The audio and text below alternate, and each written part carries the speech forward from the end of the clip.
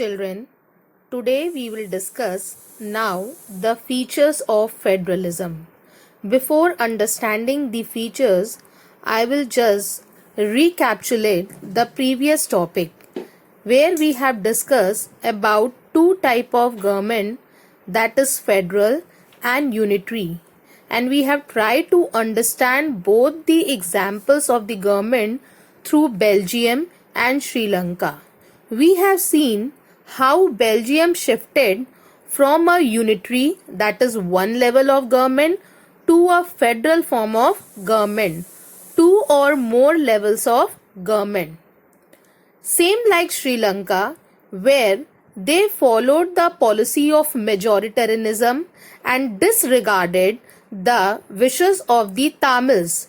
We have already studied in chapter 1, and this shows that Sri Lanka continues to be a unitary government, disregarding the demands of Sri Lankan Tamils. Now we come to our topic, that is features of federalism. The first feature of federalism is two or more levels of government. I have already explained it in detail. Second is different tiers of government governs the same citizens. Means we have different government for the central level, government for the state level, government for the local level, but they are going to govern the same citizens of the country. For example, we all are living in Lucknow. We are a part of Uttar Pradesh, that is your state government, and we are part of India also. So same government will govern us, the central as well as state government, depending upon different matters like legislation, taxation and administration. All these works, running of an administration, taking of the revenue and taxes, each and everything is specified in the constitution in the form of list, which we will be studying in detail in the next topic. First, you understand the second key feature of federalism, that is different tiers of government governs the same citizens, which has its own jurisdiction. What does jurisdiction mean? The meaning of jurisdiction is law, the area over which the government has legal authority. Means the government is going to work under the law. The government has the power, the right and the authority to interpret and apply the law in different areas. This is called jurisdiction. Here also, each tiers of government governs the same citizens, but each tier has its own jurisdiction in specific matters. Every tiers of the government, that is central and state, their work, how they are going to run the country, each and everything is specified in the constitution. Though we have seen each and everything is specified in the constitution, but our constitution has been given more power. The fundamental provisions of the constitution cannot be unilaterally changed by any one level of government.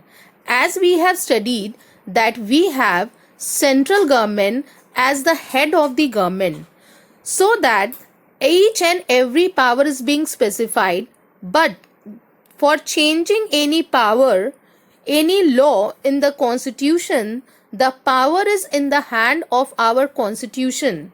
That's why it is also called rigid constitution of India. If they want to make any changes in any law, the central government, they cannot change it by their own.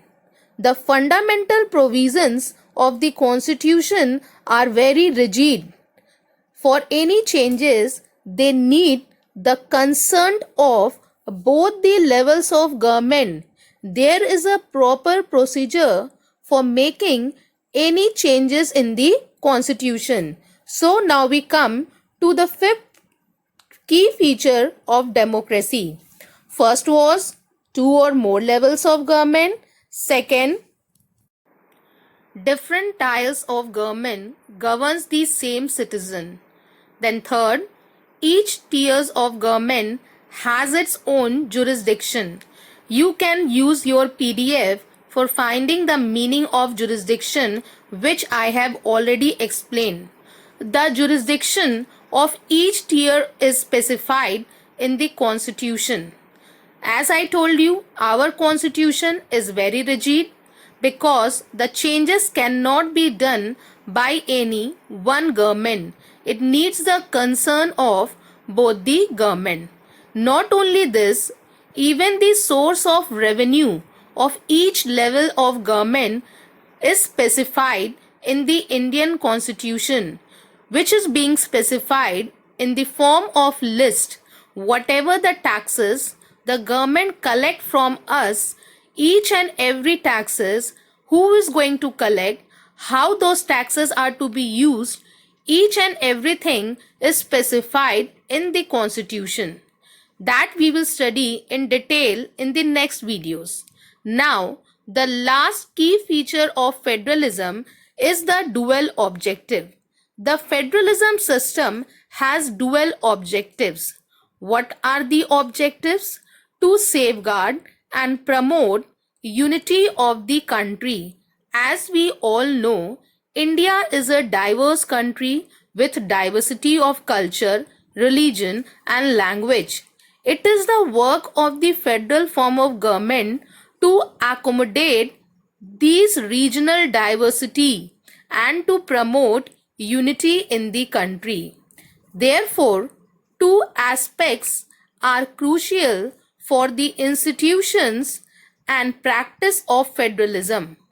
Government at different levels should agree to some rules of power sharing. They should also trust that each would abide by its part of the agreement.